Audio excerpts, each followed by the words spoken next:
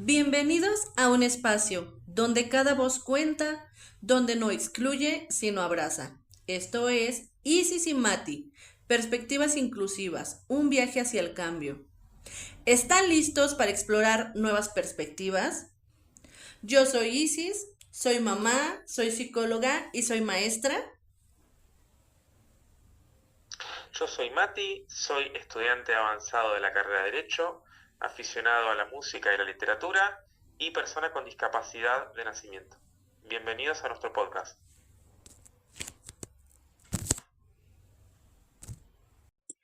En el episodio del día de hoy vamos a platicar un poco sobre la educación inclusiva. ¿Es esta una realidad o es una utopía? ¿Realmente la educación inclusiva es posible o es solo un concepto idealista? Mati, ¿tú qué opinas acerca de lo que llaman nuestros gobiernos o nuestras políticas sociales, que es la educación inclusiva y que es algo que se está llevando a nivel nacional e internacional? Hola Isis, buenas tardes. Mira, desde mi punto de vista, si vamos a lo que tiene que ver con una cuestión formal, desde algo que es estrictamente jurídico, las fórmulas legales son genéricas, es decir, se establecen conceptos o ideas de lo que se quiere llevar a cabo, pero al abarcar un número indeterminado de personas, eh, es complicado que esas fórmulas jurídicas se bajen a tierra, es decir, lo que nosotros tomamos como un concepto, como en este caso educación inclusiva, tiene que bajarse a tierra y llevarse a la práctica, y eso depende en gran medida de una estructura eh, que lamentablemente hoy está dando sus primeros pasos, muy pequeños, y en concreto de lo que cada docente haga adentro del aula, es decir, cómo llevamos ese concepto de educación inclusiva genérico, inespecífico, a una práctica concreta en la que se pueda beneficiar a los alumnos y a las personas que necesiten justamente de lo que es la educación inclusiva. Claro, y es que de hecho se supone, y hablamos desde se supone, porque no es una realidad que se esté viviendo ni en México ni en Argentina. ¿Por qué? No, mucho menos, claro. Claro, porque desde el principio vemos cómo se les ponen trabas a los niños que tienen algún tipo de trastorno del neurodesarrollo o alguna discapacidad para incorporarse al sistema regular. No es como una causa nada más la que está afectando al sistema educativo, porque bueno, ahorita y el día de hoy vamos a hablar de educación, pero no solamente se le excluye en la educación, se le excluye en lo social, se le excluye en lo profesional, en lo laboral. Entonces, al menos en la educación inclusiva hablamos que se basa en el principio de que todos tienen cabida en el sistema, en que lo que tienen que hacerse dentro de las aulas es identificar las necesidades de cada alumno, su ritmo de aprendizaje, tomar en cuenta sus características para hacer los ajustes necesarios para que se adapte a un aula regular. Porque ahorita nuestro país, en México, están bajo la propaganda de eliminar la educación especial y que se quede solo la educación inclusiva. Pero realmente tenemos las condiciones, todas las instituciones, los profesores y toda la Secretaría de Educación Pública para llevarlo a cabo. Mati, en Argentina, ¿cómo es la educación inclusiva? A ver, en mi país, bueno, yo lo dijimos en la presentación, pero lo vuelvo a repetir, es una persona que tiene dos discapacidades de nacimiento, por lo cual he pasado por ambos sistemas, tanto la educación especial entre los 8 y 12 años y la educación regular de los 13 años en adelante. Eh, en concreto, mi país tiene la educación como un derecho consagrado constitucionalmente y contamos también con lo que son escuelas especiales y afortunadamente de unos años a parte viene habiendo una articulación entre lo que son las escuelas especiales y las escuelas regulares. Eh, al tener consagrado el derecho a la educación constitucionalmente, las escuelas no deben o no deberían poder excluir a los alumnos del sistema regular cuando las personas con discapacidad quieren incorporarse para estudiar. Ahora, esa idea de educación inclusiva no se lleva tanto a la práctica. Es decir, no sé si en concreto, o mejor dicho, dudo que en concreto, los maestros de las escuelas convencionales tengan las herramientas para ayudar o colaborar con la formación de los chicos en un sistema regular. Ahí es donde yo creo que debería funcionar la escuela especial como un articulador, o sea, como un puente entre la escuela regular y las necesidades particulares de cada chico en general. Claro, es que de hecho, empezando por ahí, ¿no? Se cuenta con los recursos necesarios para hacer una educación inclusiva, porque no nos vamos muy lejos. Si nosotros observamos cada una de las escuelas de nuestros países, podríamos identificar que ni siquiera cuentan con la infraestructura necesaria para que una persona con discapacidad visual, motriz, auditiva, entre otras, se traslade o se desplace dentro de la institución. No cuentan con Claro, rampas, sí, no cuentan con, por ejemplo, con material en braille.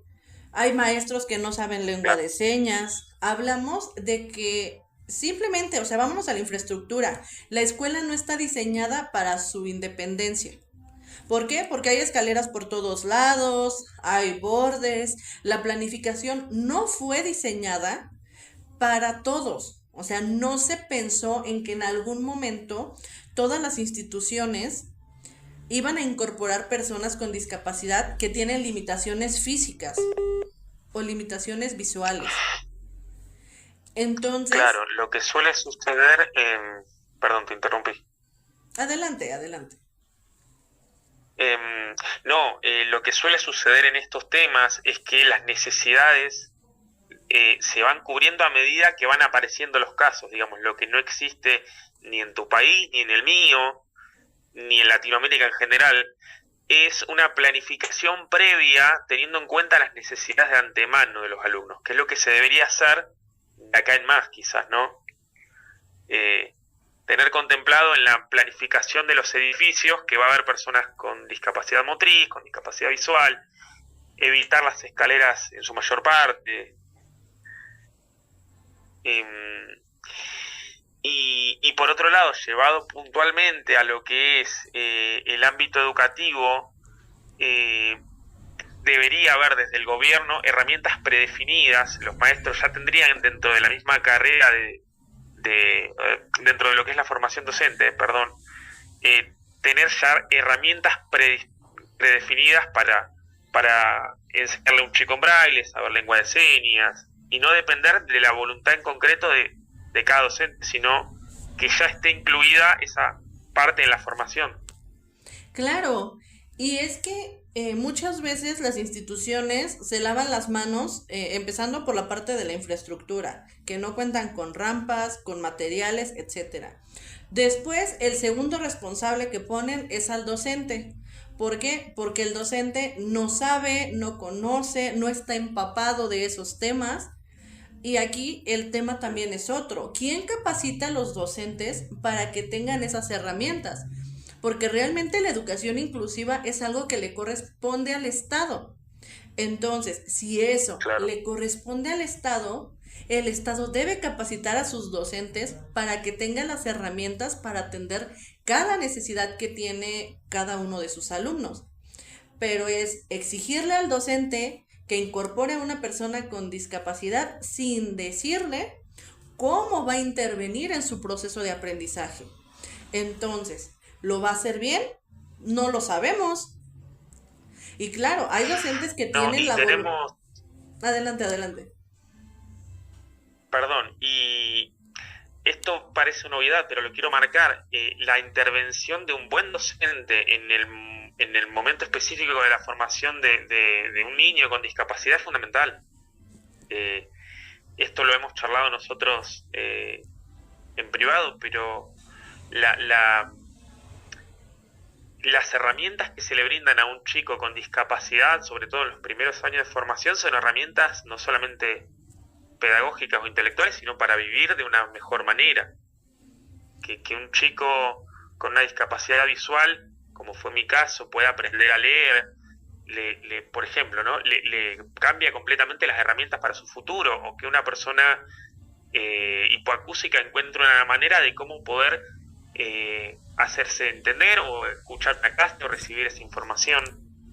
Y a eso también agreguémosle el aspecto social, ¿no? Porque una persona que tiene una discapacidad, si a su vez está, ya de por sí hay cierto sesgo de aislamiento por la discapacidad en general, y a eso sumémosle una barrera cultural a partir de la falta de formación, se produce en este caso una exclusión doble en cierto sentido. Claro. Por eso me parece que el rol docente es muy importante, fundamental. Claro, yo siempre les digo a mis alumnos, cuando hablamos de educación especial, de educación inclusiva, les digo, no se trata de memorizar o de aprender como tal los contenidos. La parte más esencial que lleva es la autonomía, la independencia, las herramientas necesarias para la vida. Yo siempre les digo, no enseñamos contenidos, porque contenidos los podemos aprender en YouTube, los podemos aprender practicando. Lo que enseñamos son herramientas para la vida, que eso es lo que hace la diferencia con el docente, su acompañamiento para lograr aprender. Entonces, algo que caracterizó mucho la educación, sobre todo en nuestro país, fue esta parte de una educación tradicional homogénea, que todos teníamos que aprender de la misma manera, el maestro explicaba al frente, el que entendió bien, el que no tan bien, el que no entendió ya lo ponían como el burro, el que no sabía, y todos teníamos que adaptarnos. En lugar de que el maestro se adaptara a las necesidades de su grupo, era el grupo adaptarse a las necesidades del maestro. Entonces, realmente... Sí, pasé por lo mismo. Sí, totalmente. Entonces entramos en esta dinámica donde realmente queremos también culpabilizar al docente, pero ¿quién lo capacita? Porque si la Secretaría de Educación Pública, el Estado, el gobierno del país son los que tienen la responsabilidad de capacitar al docente, ¿en qué horario lo va a hacer? ¿En su horario de trabajo? ¿Se le van a pagar esas horas extras? Porque si le dicen que lo pague de su bolsa, o sea, ese dinero ya le va a mermar del dinero que tiene que llevar a su casa para alimentar a su familia o sus propias necesidades personales, la renta, el agua, el gas. Entonces, realmente, por eso el día de hoy ponemos, Mati y yo, el tema de la inclusión educativa, porque realmente, o sea, no considero que tengamos todas las herramientas para llevarlo a cabo en el 2025. Posteriormente, y con apoyo del gobierno, del apoyo de secretaría, la capacitación y la modificación de infraestructura, pudiera volverse una realidad. Pero también tenemos cuestiones que van más en lo socioeconómico, entre políticos. Sí. Y llevado a algo mucho más concreto, más, digamos que depende en cierto sentido de cada quien. A ver, yo siempre digo cuando hablamos de estos temas que para modificar la realidad social se empieza por lo más pequeño. Y lamentablemente hoy tenemos que hablar de educación inclusiva en el 2025, que era un tema que ya se tocaba cuando yo estaba estudiando. Quizás a la conclusión a la que quiero apuntar es a que la herramienta para la inclusión empieza siendo el docente. Claro, sí. Totalmente. Porque incluso, bueno... Quizás... perdón, déjame que cierro con esto y te permito continuar. Porque me olvido las ideas. Yo hablo mucho y muy rápido y a veces por ahí me pierdo un poco. A lo que iba es a que las herramientas empiezan por uno. Muchas veces, a vos te habrá pasado, Isis, como docente y formador de docentes, uno no tiene las herramientas para abordar un caso específico, un cuadro, una persona que tenga, por ejemplo, discapacidades múltiples. pero todo empieza por la voluntad de trabajar y de poner lo que el docente tenga a disposición para que la dificultad sea lo menos invasiva posible. La respuesta muchas veces es uno mismo, ante la dificultad, ante la discapacidad y ante la exclusión generada por el mismo sistema o incluso otros docentes. Sí, no sé qué ibas a decir tú. Sí, no te preocupes. Sí, es que justamente es eso. Creo que en algún momento lo hablábamos, desde la voluntad. Porque también si el docente no tiene interés en atender a personas con discapacidad, personas con aptitudes sobresalientes, aquí ya va a haber un problema. ¿Por qué? Porque ya hay una barrera actitudinal. ¿Por qué? Porque el docente es que para eso están las escuelas especiales, es que las personas con discapacidad no deberían de estar aquí. ¿Por qué? Porque también les implica un reto, les implica salir de su zona de confort y atender a personas con características particulares. Entonces, en ese sentido, también el docente puede ser un objeto de problemático para llevar a cabo la educación, Sí, porque sí. incluso Puede ser un factor de exclusión, sin dudas. No quiero ser autorreferencial en esto, pero me tocó vivirlo en mi experiencia personal en más de un sentido. Esto que decías vos de la persona con discapacidad no tiene que estar acá, a mí me lo han dicho docentes, cuando yo tenía 6, 7, 8, 10 años, cuando estaba en el sistema convencional de educación, o lo que era una escuela común, digamos, por llamarlo como se le dice acá. Y el problema era, y lo grave de esta actitud del docente no solamente es que me excluía, sino que además esa actitud es replicada por mis propios compañeros, exacto. que eran chicos. Acá vemos, o sea, cito este ejemplo para ver hasta dónde puede llegar negativamente la actitud de un docente, ¿no? Ese gesto de exclusión me generaba a mí, en mi caso particular, exclusión del círculo social de los otros compañeros. Claro, porque lo Y repetían. quizás, claro, sí, sin duda, o sea, ¿cómo podemos pretender que los chicos, los alumnos, no repitan esas actitudes si el docente era el que promovía de alguna manera con su mal ejemplo ese tipo de actitudes negativas? Quizás, y me permito explayarme un poquito más en este punto. En general, las dificultades que atraviesa una persona con discapacidad en su día a día son concretas.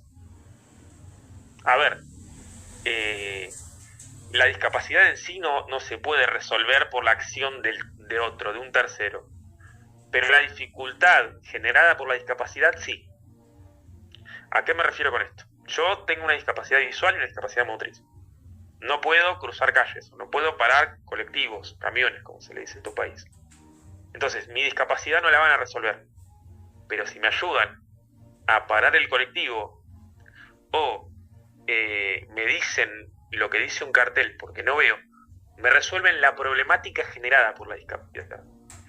¿Por qué digo esto? Porque dentro del aula y en la vida cotidiana en general, la predisposición del de afuera es importante. Sobre todo para los chicos que están empezando a estudiar. Muchas veces a través de la acción de los docentes o de los compañeros se pueden resolver muchas cosas muy concretas, ayudar a cruzar una calle, ayudar a que el chico con discapacidad que tiene alguna dificultad para moverse se pueda acomodar, no generar exclusión. Entonces, esas cosas pequeñas del día a día sí se pueden ir modificando e ir trabajando desde el aula para generar conciencia, Claro. de lo que se trata. Sí, y es que lo que tú decías, esta parte de cómo se van resolviendo las situaciones inclusivas en el aula, ¿no? Empezando porque cuando existe esta inclusión educativa, empezando porque va a fomentar la empatía y va a generar el respeto desde la infancia. ¿Por qué? Porque cuando los niños están acostumbrados a ver que todos somos diferentes y que cada uno tenemos diferencias, empiezan a generar sus habilidades. También algo que va a favorecer la inclusión va a ser las habilidades sociales, las habilidades de comunicación. El hecho de que tengan las mismas igualdades en cuanto a oportunidades o en cuanto a derechos, les permite llegar muy lejos. Simplemente, a pesar de que hay docentes, yo les comento también un ejemplo personal. Yo cuando estaba haciendo una investigación sobre las barreras de la inclusión en un plantel en específico en mi ciudad, pasaba justamente esa situación, que era esta parte de que había docentes que decían que estaban a favor de la inclusión. O sea, el 100% decía que estaba a favor, pero ya cuando empezábamos a indagar más a profundidad decían, es que para eso hay escuelas especiales, es que las personas con discapacidad no tienen cabida en el área regular. Entonces, desde esa parte que Claro, vemos el sí. rechazo, sabemos que, por ejemplo, puede recrearse nuevamente la situación como la que tú viviste, que justamente Mm, es el hecho de aventarle la bolita a educación especial, que se haga cargo. ¿Por qué? Porque yo no quiero sí, modificar mi práctica. claro. Y ahí lo que está revelando el docente es sus propias limitaciones. Vos fíjate cómo los malos docentes son un factor doble de exclusión, ¿no? Claro, Exclusión por la falta de herramientas y exclusión por la actitud del docente. claro. Y eso, o sea, Es muy complejo. realmente es algo muy complejo porque, o sea, si partimos la infraestructura, la capacitación inadecuada, la falta de recursos, el estigma social, las barreras culturales y todo lo que Mm, pudiéramos acumular a lo largo de nuestra historia, nos damos cuenta que ni siquiera socialmente hemos aprendido a aceptar las diferencias. Simplemente me gustaría nombrar, hay una película que se llama Wonder. El chico tiene ciertas características, no les voy a dar más porque se las spoileo y no queremos eso, véanla, aprovechen y véanla. Y justamente tenía este rechazo social. Educativamente el niño estaba bien porque su mamá lo educaba en casa, pero era esta parte del rechazo por su apariencia. Entonces, en ese sentido ujú. nos damos cuenta cómo cuando los demás no están acostumbrados a ver la diferencia, tienden a tener juicios negativos, tanto en lo educativo, en lo social, en lo religioso, etcétera. Porque bueno, ese es otro tema. Pero Sí, realmente, no, perdón, sí, no te quiero interrumpir. realmente es esa parte, ¿no? El contamos con lo necesario, o sea, realmente hay una formación continua para reconocer y abordar la diversidad, o sea, hay una capacitación, hay una sensibilización del profesorado. Realmente hay ajustes razonables en el aula, que son estas modificaciones que se hacen para adaptar el recurso para los alumnos con discapacidad. Porque también hay otro factor, que no nada más es el docente, no nada más es el gobierno, no solamente secretaría, también son las familias. Porque bueno, Claro. tú tienes una gran experiencia Eh, en eso. sí, a ver, pasa que fuiste tocando un montón de temas que me parecen todos interesantísimos. Eh, Voy sobre esto. Vuelvo a repetir algo que ya dije, pero a lo que quiero apuntar con lo que comento acá es que la principal modificación o el primer paso para ir modificando realidades tiene que ver con la voluntad del día a día, con la construcción, o mejor dicho, la modificación de una realidad social que construimos entre todos. Claro, Es decir, los observadores de la realidad social también la construimos y la definimos. Ante determinada situación que nos cruzamos en la vida cotidiana de todos los días, decidimos cómo actuar. Eh,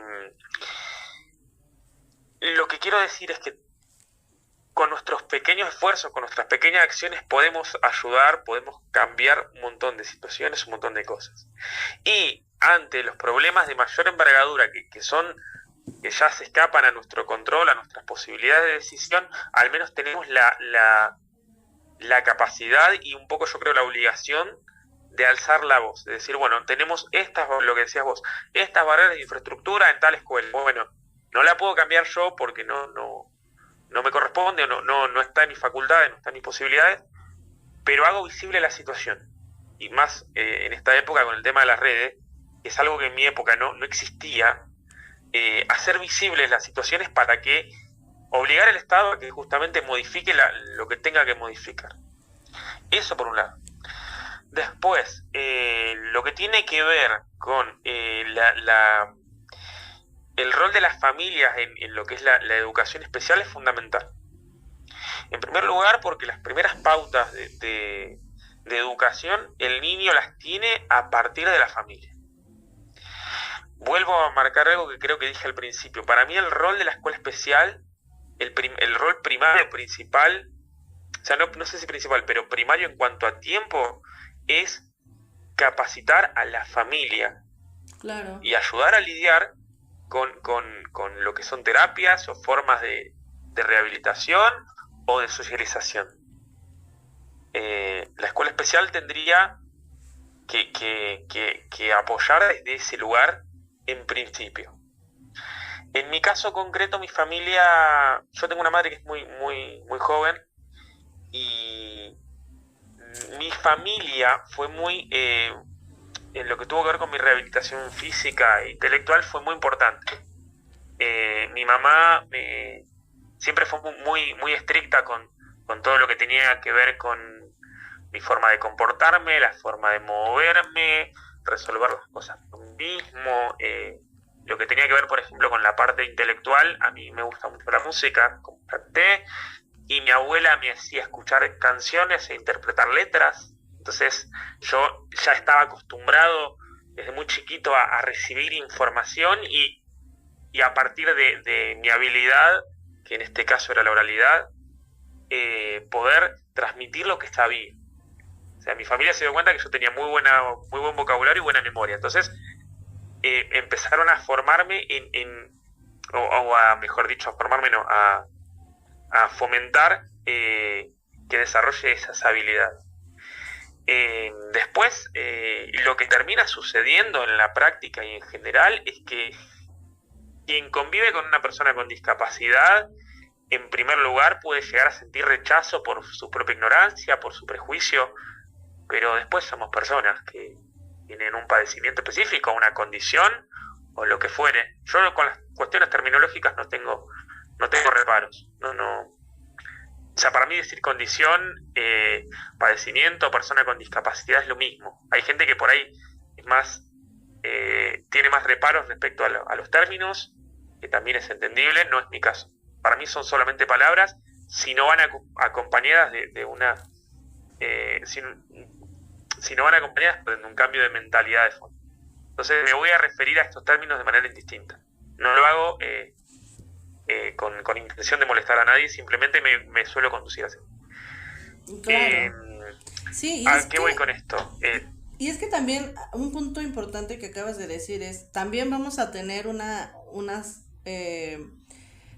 otros podcasts donde vamos a hablar también sobre la función familiar, pero por eso no les estamos platicando tanto, hacemos como nada más como una embarradita del tema, porque todavía vamos a profundizar, porque también ellos tienen que pasar por un duelo de aceptación por la discapacidad, tienen que empezar a luchar contra el sistema y la sociedad.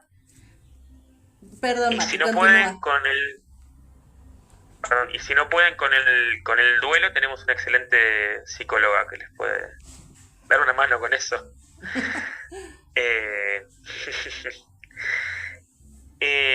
No, esto, que a lo que iba,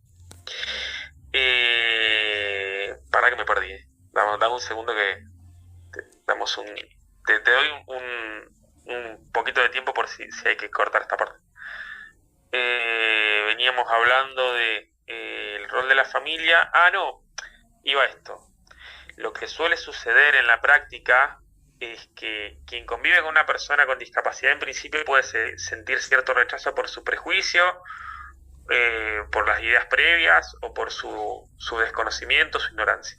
Pero después somos personas y la discapacidad termina desapareciendo en los ojos del otro si justamente la otra persona está predispuesta y tiene una mirada objetiva de las cosas, ¿no? Te terminan viendo como una persona. A mí me ha pasado que he convivido con amigos, con parejas, y lo que me suelen decir es: yo me olvido que vos tenés esta discapacidad para caminar o para ver o lo que fuere, ¿sí? el objetivo último de la educación es la integración en la sociedad y en el caso de la educación para personas con discapacidad, tiene que ser la autonomía para que la discapacidad sea lo menos invasiva posible. Claro, sí, y es que todas las experiencias que comentabas, pues justamente nos hacen abrir un poco el panorama de cómo se ha llevado la educación a lo largo del tiempo, ¿no? La parte de la familia, la parte de los docentes, porque claro, o sea, tú lo acabas de decir, un punto de partida muy importante es la primera infancia, ¿no? Que justamente es cuando aprendemos de nuestro contexto familiar, es cuando empezamos a llevar este desarrollo del lenguaje, del pensamiento, etcétera, y justamente Ujú. también ahí es donde parten los prejuicios. Entonces, si los niños empiezan a interactuar con personas con discapacidad, con aptitudes sobresalientes, van a tener una mejor interpretación de su mundo. Entonces, no Sí, solamente gana la persona que tiene discapacidad, sino también la persona que no tiene discapacidad, porque pueden incorporarse. Porque yo algo que les digo mucho a mis alumnos es que no existe una ciudad donde son puras personas con discapacidad, no existe otra ciudad donde hay personas sin discapacidad, somos una sociedad diversa. Entonces, cuando queremos hacer esto de la educación especial de excluir, les digo, no estoy en contra de la educación especial porque luego puede salirse de contexto. Estoy a favor, pero no todas las ujú, personas son aptas para el sistema especial y no todas las personas son aptas para el sistema regular. ¿Qué va a depender? De claro, muchos factores. Entonces, hablamos de que se necesitan ambas. O sea, no es nada más es una o es otra. claro. No, Sí, son sí, no, ambas en no, equilibrio. claro, justamente para que la educación, para que justamente tocando la pregunta que vos hacías al principio, para que la educación especial deje de ser una quimera vacía de contenido y se pueda llevar a una práctica real, tiene que haber una articulación un equilibrio, como decías vos, entre la educación regular o convencional y la educación especial. ¿En dónde?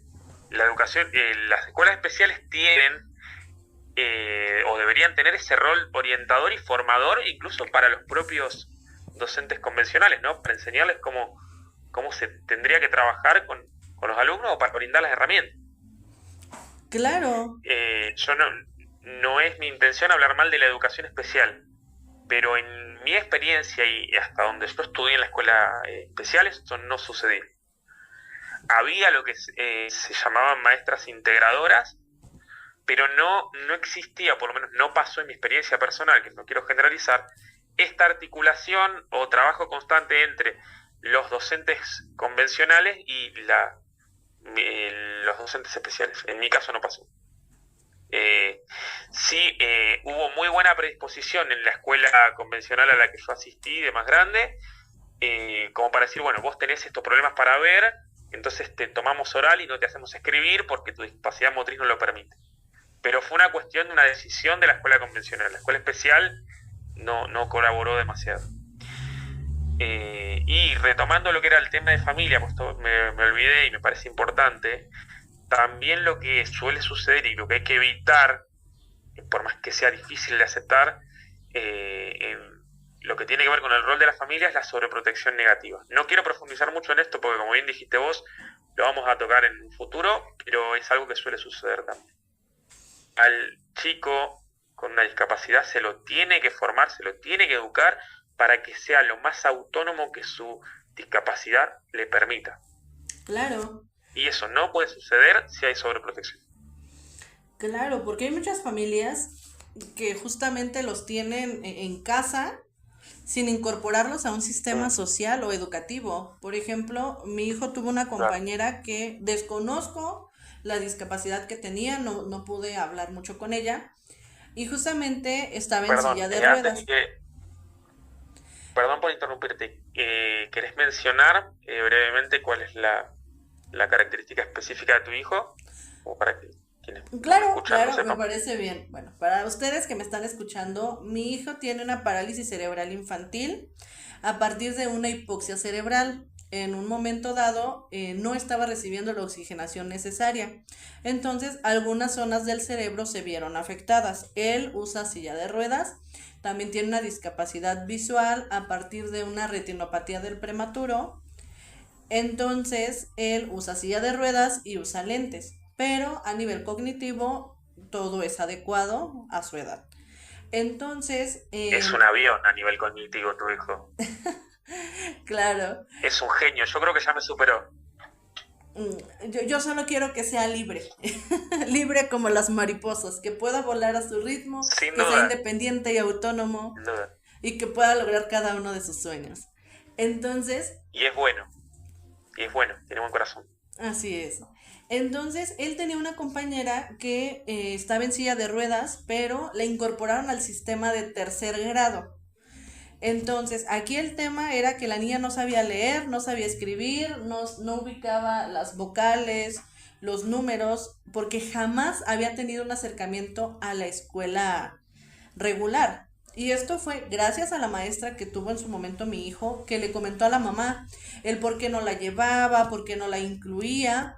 Y a pesar de que yo les digo, yo creo que el 80% de los docentes no eran inclusivos, pero la maestra que tenía mi hijo sí. Entonces, gracias a ella se abrió esa oportunidad, que no tendría que ser una oportunidad, sino algo que es el deber ser. Un derecho.